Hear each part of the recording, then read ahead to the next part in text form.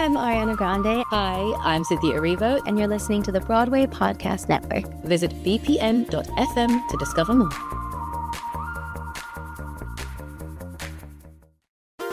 There's a cat over here. There's a cat over there. And the wrong one died. And the wrong one died.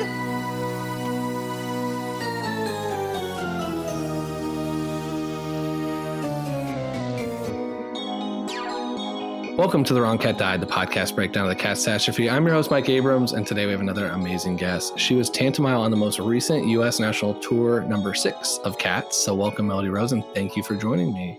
Thanks for having me. I have been a little terrified of the twins as I've learned more about them. So I do want to get into that later, but I do always love to start about hearing about your cat's history. So I want to hear, did you do a childhood production? Did you do production before the tour? Like, how much did you know about the show before you went on tour? So I essentially was a young Cats obsessive fanatic. When I was around 10 years old, my sister brought home the Cats VHS from, I think, Hollywood Video or Blockbuster, something crazy. And I remember her watching it, and I went in and out of her room to see bits and pieces of it. And I was so interested because I've been dancing since I was 3, so I was super into musicals and any dance show. And then I was like, let's watch the whole thing. So I sat and I watched the whole thing, and I kind of put my own plot together and understood it at a young age somehow and created this whole story. And at the end of Mistoffelees, I was bawling as a 10-year-old because it was so beautiful to me as a child. And that's when I just became obsessed. And then I started showing it to all of my friends at sleepovers and being like, I want to dance like these people when I'm older. And then, of course, I saw it on tour. I'm going to say 2007 or 8 when it came to the Hippodrome in Baltimore back in the day. And that was the first time I saw it live. And I was like, wow, it's just like the movie, not putting 2 and 2 that Gillian Lynn did both productions. Yeah. And then I saw the revival in 2016 a couple of times because I had a bunch of friends from school and dance competitions growing up that were in it. So I got to see that twice. And then a bunch of auditions happened while I was at school for that production, and that didn't work out, and then somehow ended up on the tour. That's amazing. Okay, I want to break down a couple of these things you said in there. So one is it's I'm assuming an older sister? Yes, 4 years older. Okay, 4 years older. So she has it. What was her take on the show when she saw it? You became obsessed. Did she enjoy it? She enjoyed it. She really liked it. She was a big Mistoffelees fan, big Skimbleshanks fan. She even made me, fun fact, she even made me a little plush Mistoffelees. She's super creative. So I had a little plush Mistoffelees when I was younger. So you were really into this. Okay. And then what did your friends think when you showed them this? Was it well received? Yes and no. It was it was a mixed bag of emotions. Yeah. What in the world is this? Who the hell are they? This doesn't mean anything. They couldn't think of a plot. They couldn't put 2 and 2 together. It was just, they were weirded out by the half human, half cat thing. But some of my friends, most of the dancer friends were like, wow, these people are so talented. Even when we were young and really didn't know much about the technical elements of the show. But yeah, it was just mostly a mixed bag. I do. So I didn't even really know much about it until I kind of knew what it was. I knew it's a running joke and a punchline and a lot of different things, but I didn't really know. I didn't go as a kid. I didn't see it. I didn't grow up in theater. I didn't grow up singing, dancing or anything. So it's I saw what came through occasionally through Indiana, and I would only go to a few shows, and Cats just was never on that list. And so I didn't even know the 1998 movie or VHS existed until after I saw it on Broadway. No, and so I find it kind of fascinating. I have seen that now, but I find it's I can only imagine if somebody showed it to me as a 10-year-old, I'd be like, what are you making us watch? Because it's definitely different. I mean, if you're a dancer or you're in theater, you're probably just yeah, this is incredible. Right. But if you're not and you're just watching, it's just what is this movie? What is going on? Yeah. Exactly. Okay. So you've been obsessed from day one. Did you, growing up, was there a cat that you were just this is who I'm going to be? Yes and no. Of course, all little dancers growing up, they want to be Victoria, the white cat with the high leg. I remember watching her in the 1998 film and being like, how can she get her leg that high and hold it like that and go into a split? I did not know that was physically possible.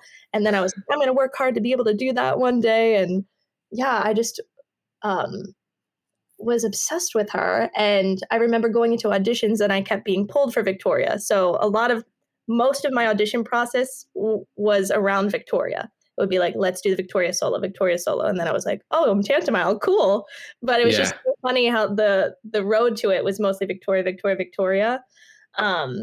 But yeah, she was just so magical, and she got to dance with Mistoffelees, who was my favorite.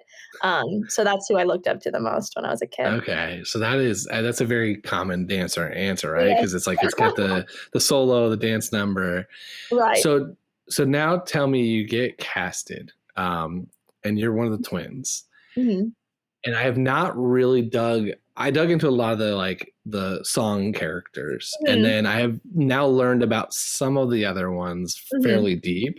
Mm-hmm. And the more, I actually still have a page open because I'm like, the twins fascinate me.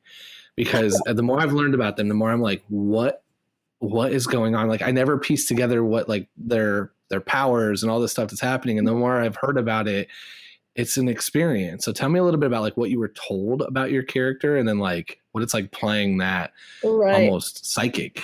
Mm-hmm. A lot of people are scared of the twins, which is so funny. They don't know why they're there. They're confused as to what their storyline is. Why are they always introducing old dude? Why are they psychic? What does that mean? So Tantomile and Coracopat, they're essentially timeless, is what I was told. There are basically 3 categories of cat ages in the show. There's the kittens, there's the little teenager cats in between, and the adults.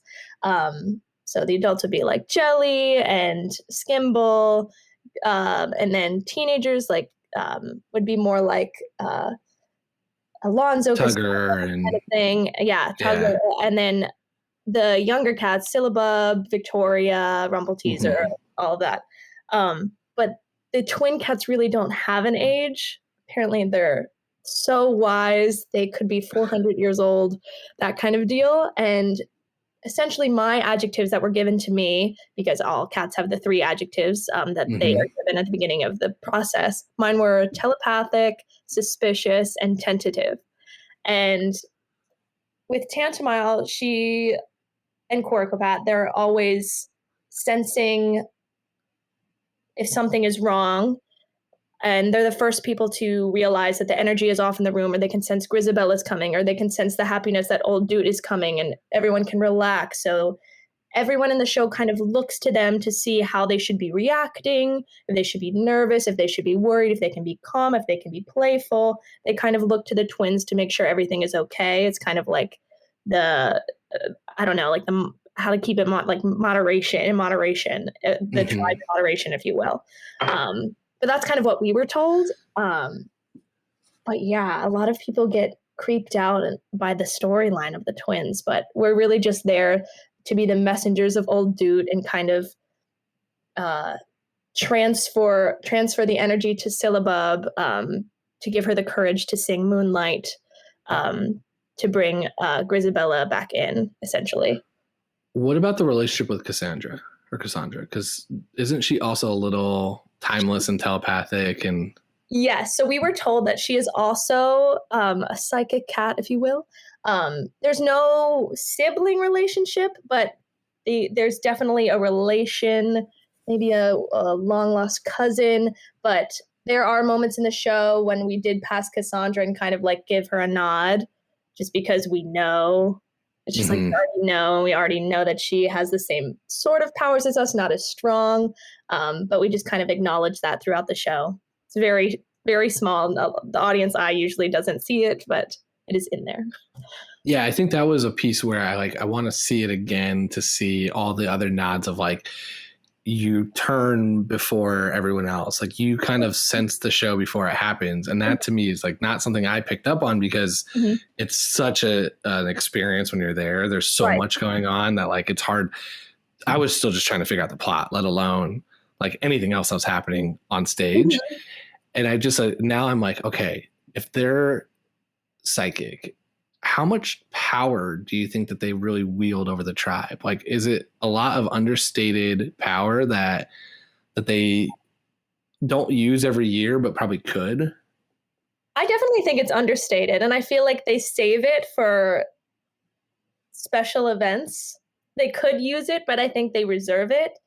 For instance, in the show, there's a couple ways that you can see that they can sense change before all of the other cats. Like at the end of the Mungo Jerry Rumple Teaser duet, they all go in slow-mo when they throw their bags of cash, or when they rob the house, when they throw their bags over.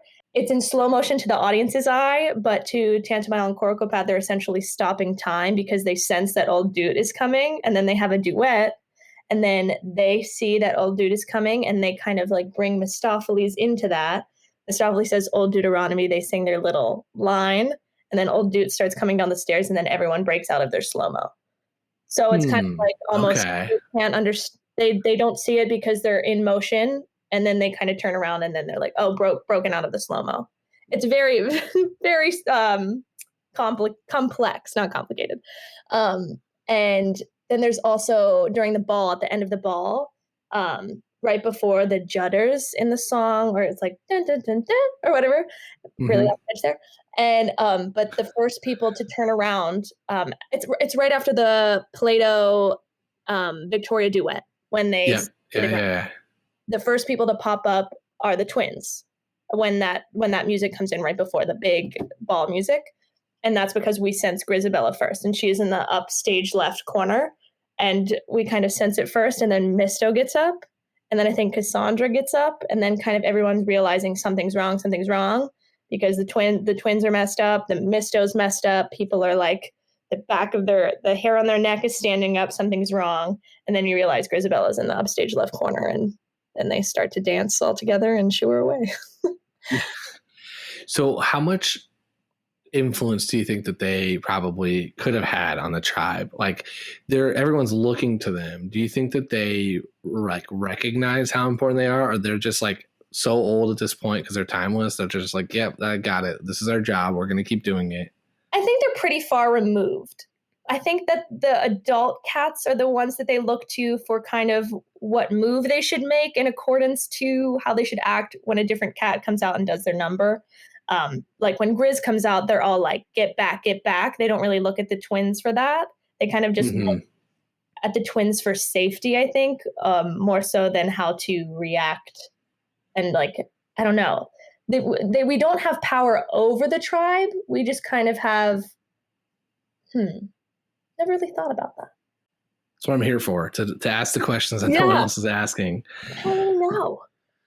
Okay. What else were you told? Like, what other pieces, not just for Tantomile, but for everyone else, like what else are you told about, here's the relationships or the stories that like you need to kind of know to play your character? Well, we know that we are kind of, I don't want to say servants, but we are the messengers and pretty much the altar boys for old Doot.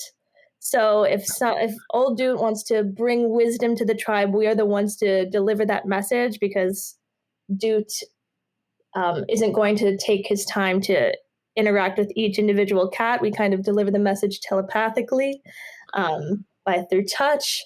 And there was a moment where because Victoria is the one who touched Grizz at the end, when she knows that she's chosen, which is strange in the plot line, but I understand it. But there's a moment where Corocopat and Tantomile crawl over to Victoria and touch her right before Gus's song. It's very unnoticeable to the audience, but we actually touch Victoria, and that's kind of when we send the energy to her to be the one to be curious enough to touch Grizabella at the end.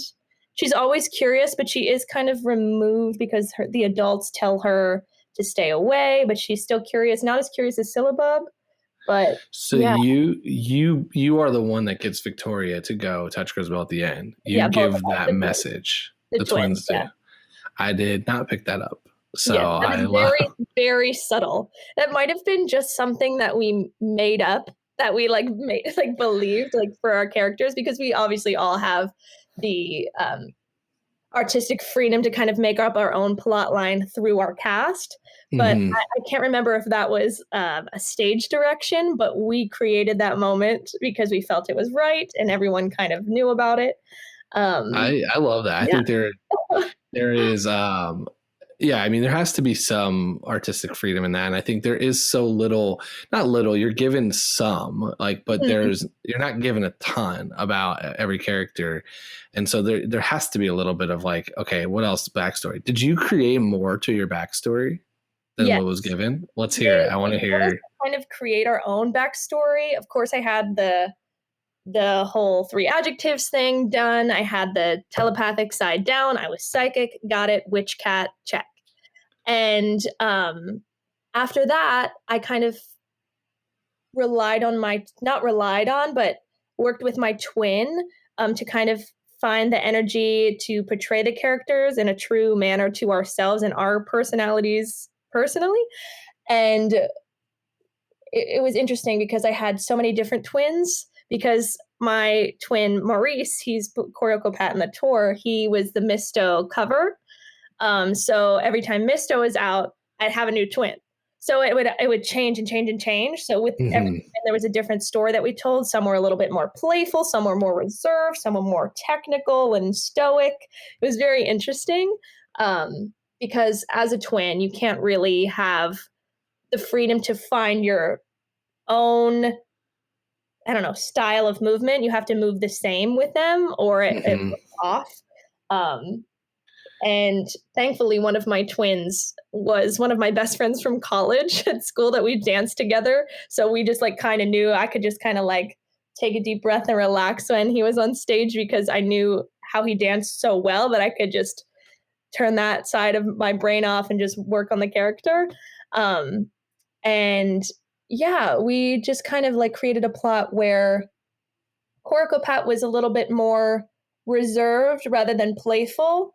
And like I would during Tugger when we're sitting on the oven, you can't really see the twins, but we're on the oven while everyone's dancing. And the whole point of Tugger is that all the men cat want to be like him and all the women cats want to be with him. And like I like kind of like broke out and like into the more playful kitten side of my character, and Choreocopat would like shoo my paw away and be like, all right, let's get back to how we watch over the tribe and calm it down.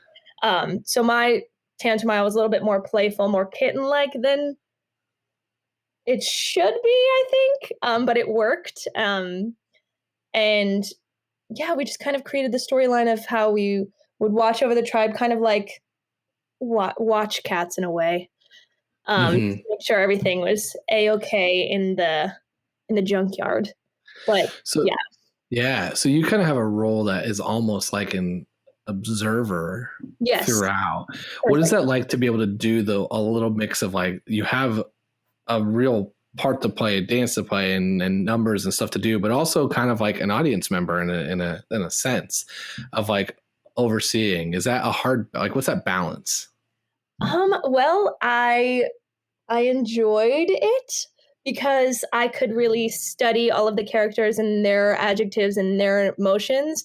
And I kind of like could sit back and be like, I already know what's going to happen. I already know what happened in the past. I already know what's going to happen 100 years in the future, kind of. I know what's going to happen. I'm calm and cool and collected. And like watching the audience and kind of like smirking at them being like, oh, you have no idea what's about to happen, but I know. Kind of that like, I don't know, pre-notion of every movement that they're going to make. Yeah, it's hard to describe. Yeah, it's kind of a unique thing. I wonder how much as a Tantomile thinking about like, I know everything. I know what's going to happen. I'm going to be there.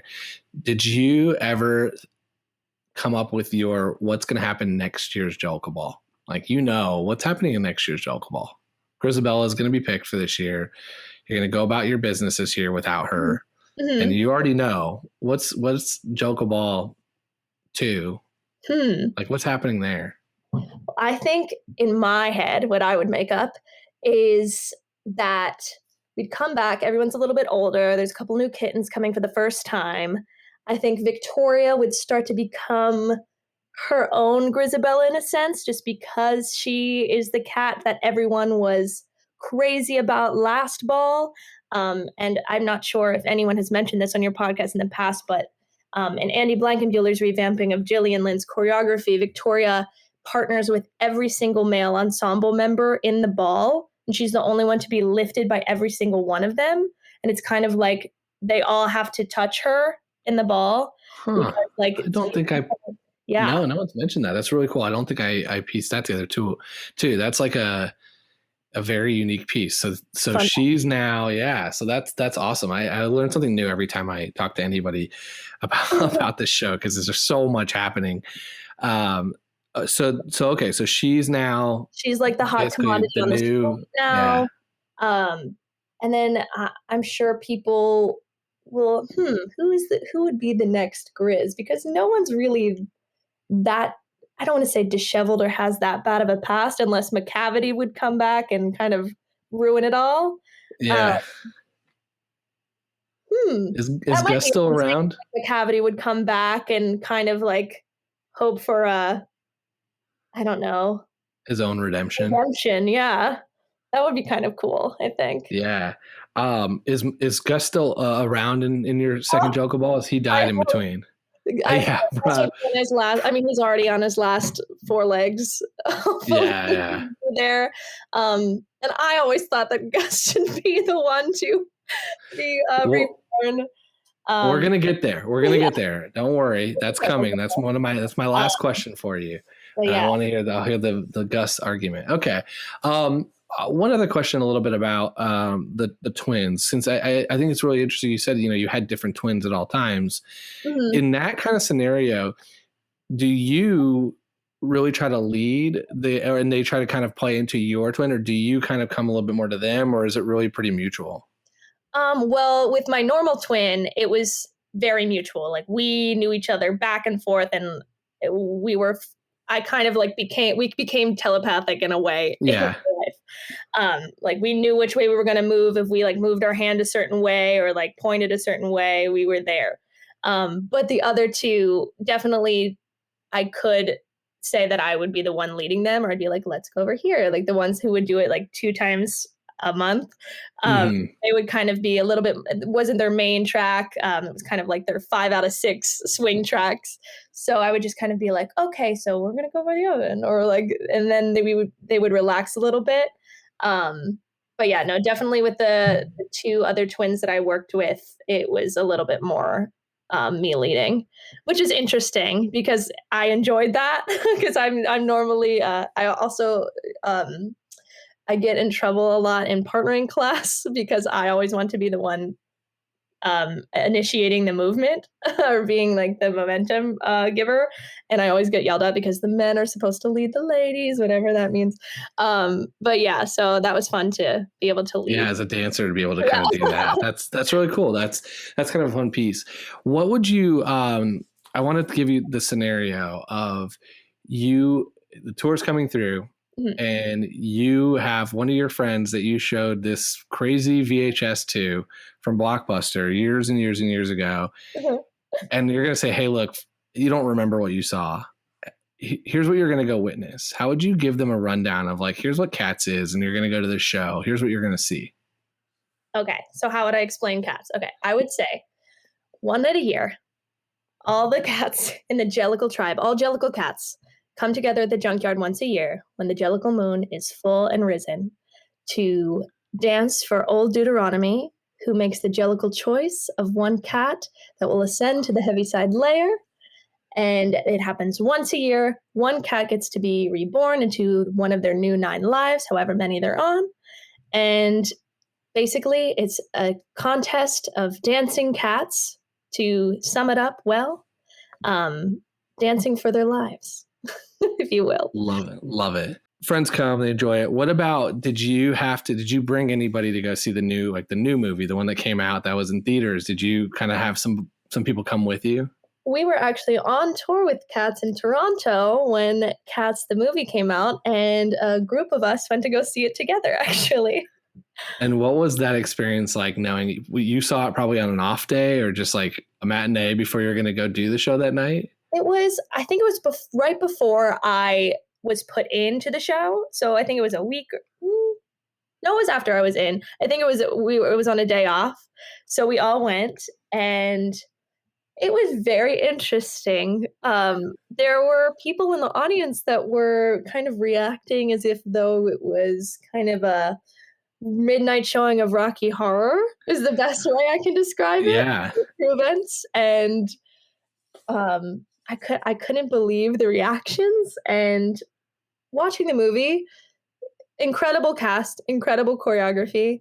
The editing was extremely distracting and did not do the dancers service at all. All of the dancers are so talented. Robbie Fairchild and all of them just so wonderful. And the editing just made it look so strange. And you couldn't even see the choreography really because of the quick cinematography changes. And I was just, as such a diehard Cats fan of the 98 film, I was just so sad. It was like, these are going to be like the younger generation's experience of what Cats the musical is, and it's not. It was I find that really interesting because the reason I wanted to ask you as as a dancer, that was my biggest gripe with the movie. I mean, there were plenty of other questionable decisions, but I was excited when I first heard about it to see it more so because of there was some really talented dancers.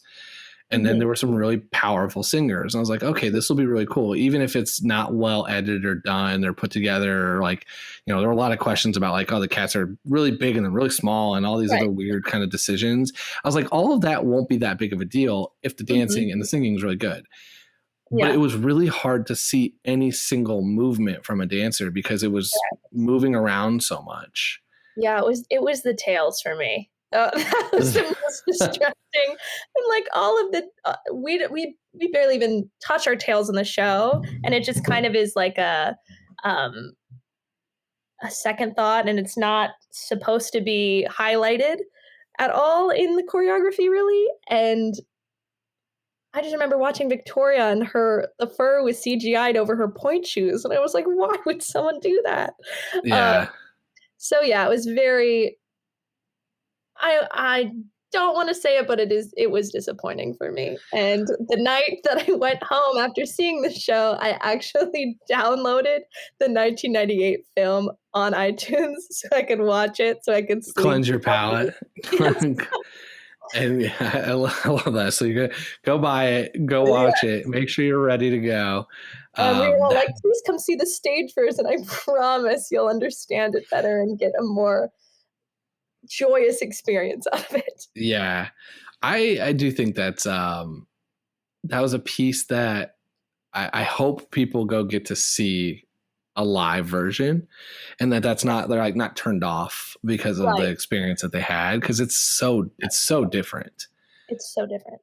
But I also feel like that even with the 1998 movie, I still feel like even that is kind of still a stage version, but a film stage version. But I was like, it's still very different than seeing a stage version. Agreed. Okay, let's go into a little bit of rapid fire of a couple core questions I want to ask, so then we can have our hearty debate. Who else, if you could play any cat at any moment, who would you want to be? I would have to say I understudied her. I never got to go on, but I would have to say Victoria. Dream role. I figured that was going to be the answer. It's as a dancer, that's also what you grew up wanting to do. What if I take her out of the running? Who would be number 2? Number 2, I think I am secretly obsessed with tapping, so I would think Jenny. Jenny, okay. Do you tap? Yes. Love to. Okay, so Jenny would be fun. Does that mean you could doesn't Skimble tap too? Well, not in the stage version. Just in the movie. Just in the movie. Okay. Who's your favorite and least favorite cat? My favorite cat is Mr. Mistoffelees. Forever will be. So magical. So I fell in love with Jacob Brent when he played it in the 1998 film, and ever since I was obsessed. Least favorite cat, I don't know. That's hard for me. I might have to say, I don't know. that's gonna be a tough one. It might be a long, long pause here. I don't know. I don't want to say Mungo because I guess as a twin, like you don't want to be a part of the other twins. Like you kind of shun them a little bit in a way. It's like they're just annoying. Stop annoying me. So Yeah, the I guess lesser twins. Okay. Mungo, but oh, Rumple Teaser. That's another one I'd love to play too. Even though I'm saying my least favorite because of it as a twin. I think that's a fun rationale though. It's like, okay, look, there's only room for one twins, and we are critical to this show, and so you can't get rid of us. So it's one of you two's guys, the least favorite. Yeah, something like that. But I love them. What is your favorite song? Favorite song? Besides Mistoffelees, I'd have to say Skimbleshanks. So fun.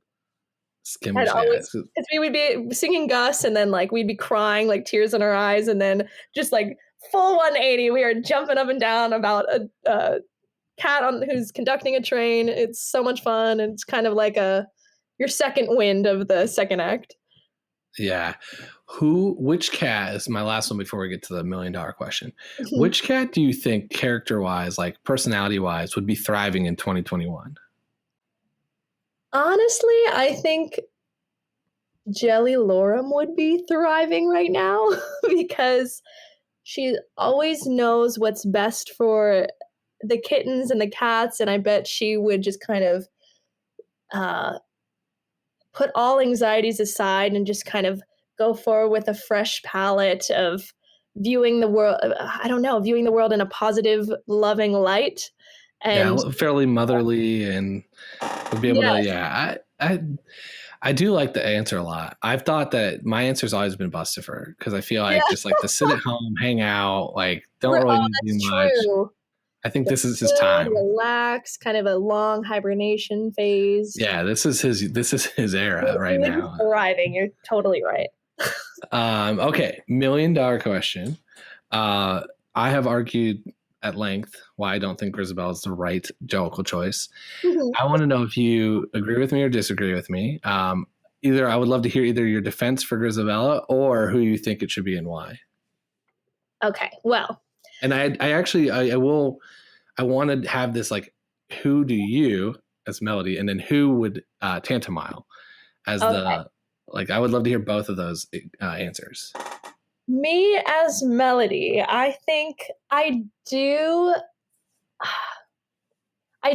kind of agree that Grizz should be the one to be chosen because of just seeing how, now I'm torn. Because thinking as Tantomile, I would pick Gus just because the relationship that we created within the show with Tim, who played Gus, us as twins kind of had a special relationship with him, and like we were feral cats, like we don't have collars, so like we don't have owners, and we also think that we might be related to Gus in a way, and we were told that could be a possibility. So we kind of have that special connection with him, and I don't know, he just lived a long, wonderful life and is so old and can't be himself like he used to be, not in the way that Grizz was, like at the end of Act 1 when she kind of relives her glory days, but she chose to leave the tribe, so that's kind of on her, and Gus has always been there. So I think Gus would be a better candidate for being reborn because he's on his last leg, he has palsy, he's in pain, he needs a new life. And I think as Tantomile and Melody, I agree that Gus should be the one to... You're now arguing for both. I love it. So why doesn't Tantomile give that? I mean, you have that power, don't you think? I don't know if it's that powerful enough to be able to convince old Deuteronomy to make the decision, because he's always the one that's kind of flowing the telepathic like messages to us. So he's kind of like the alpha there at the top of the food chain, and we're kind of right behind him. But I don't think we are that much in charge of that decision, unfortunately. I'd like to think one day we might be like the heirs to old dude, potentially. But yeah, in our show, not there yet. I do want to, that does spark another question for me, because I do want to hear a little bit about the twins' relationships with some of the other cats. Because like now that you said that, you think that there's a relation to Gus, and I know you are old dudes, like, you know, people like you're the twins in charge. Are you? What's the relation to Monkish Trap then? Because isn't he supposed to be the heir? Like he's supposed to take over next. Like do you feel like since you're almost omnipresent, you're going to be able to, like, you're going to take over when old Dude leaves? You're going to still be the two twins doing everything for Monkish Trap? I don't know. I know that Monk and Tugger are both sons of Old Deuteronomy. I know that for a fact. Stepbrothers. And in Old Deuteronomy's song, you kind of see the relationship and how they're kind of like about one another. But I feel like they might just get so much into fights that it would like kind of skip them to us, if you will. I don't know. That we're more, I don't know. I love this argument because I've always been under the assumption that Monk is basically trying to prove his worth to be next. And it's a part that I find really interesting, because it's the argument I've tried to make of like, is Old Deuteronomy even eligible to be a Jellicle choice? Yeah, I never really thought of that, because I feel like he's not. I feel like he's out of the loop because you can't choose yourself.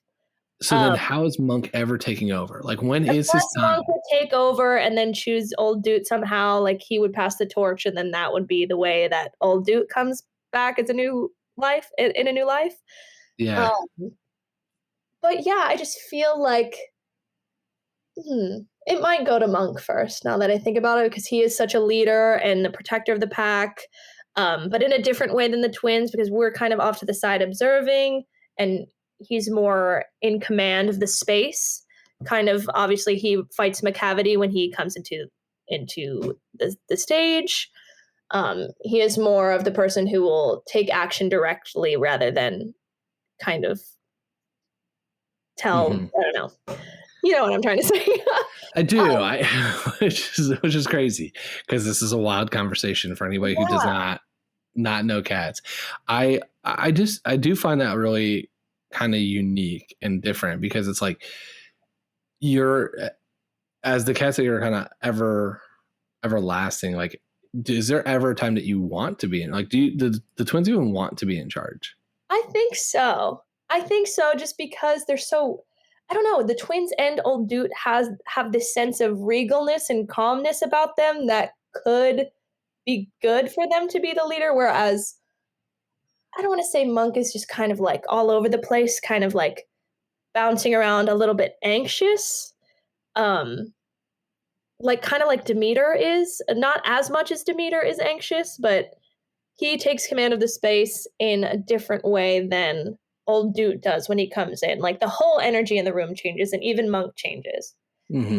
And it's kind of like Alonzo is kind of like second in command to Monk. I don't know if that's been brought up either. That's a thing that like Alonzo's trying to prove his worth to be as good as Monk. And that there's a competition there. So like in the Macavity fight, when Monk is fighting, he needs extra hands.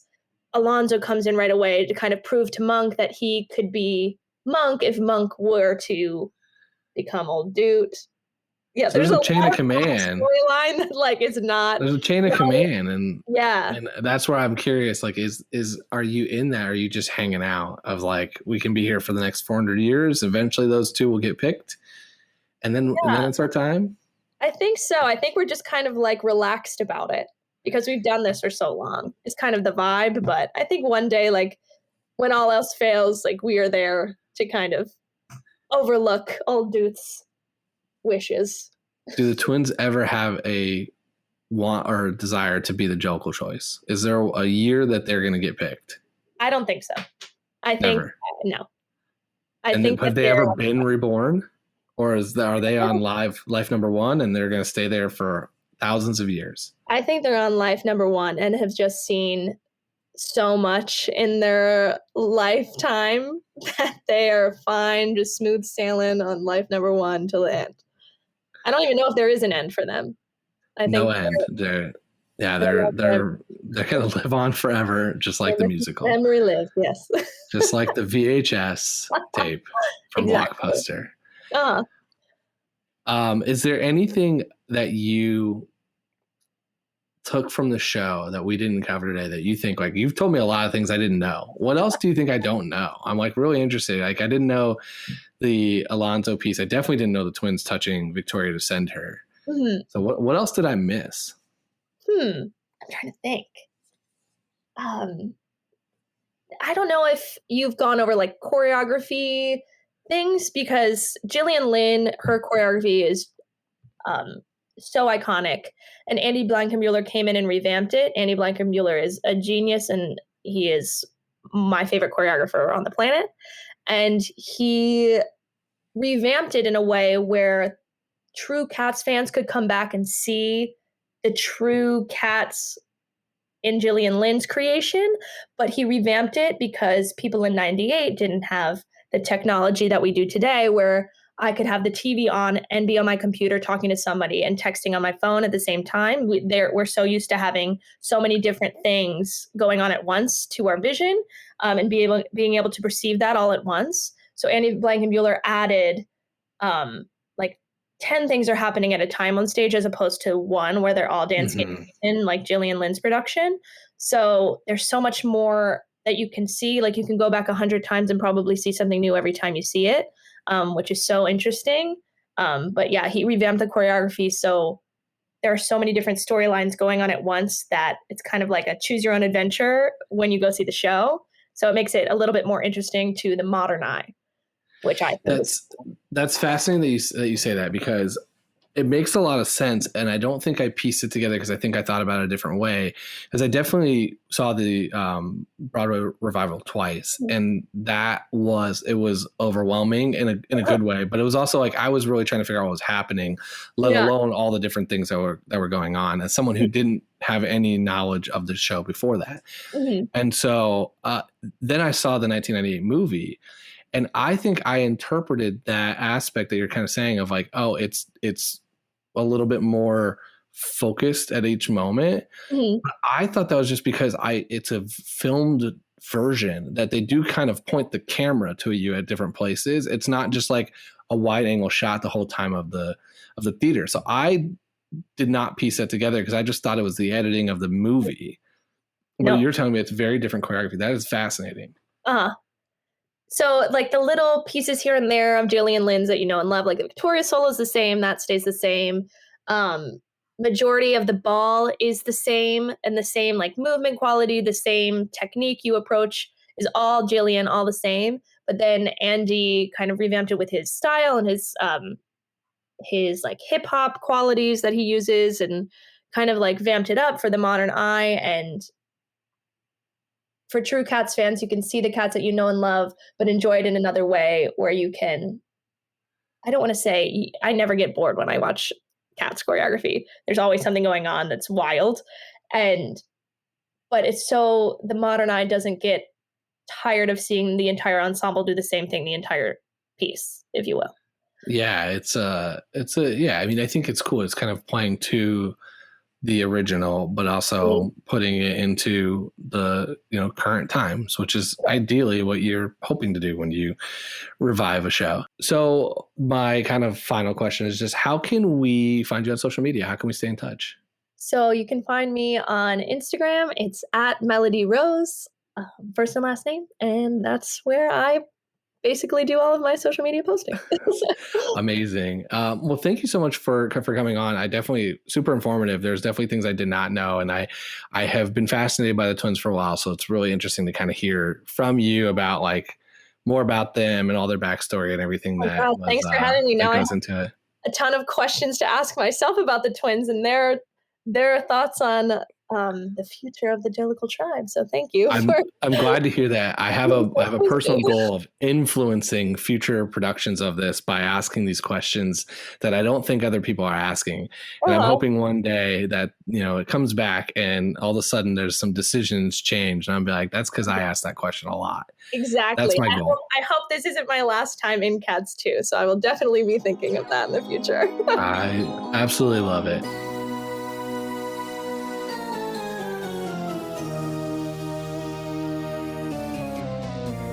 And thanks for listening to this bonus episode with Melody Rose on The Wrong Cat Died, the podcast breakdown of the catastrophe. To follow along, you can subscribe on Apple Podcasts, Spotify, Stitcher, or anywhere else you listen to podcasts. Follow us on Twitter and Instagram at The Wrong Cat Died, or check out our website, thewrongcatdied.com.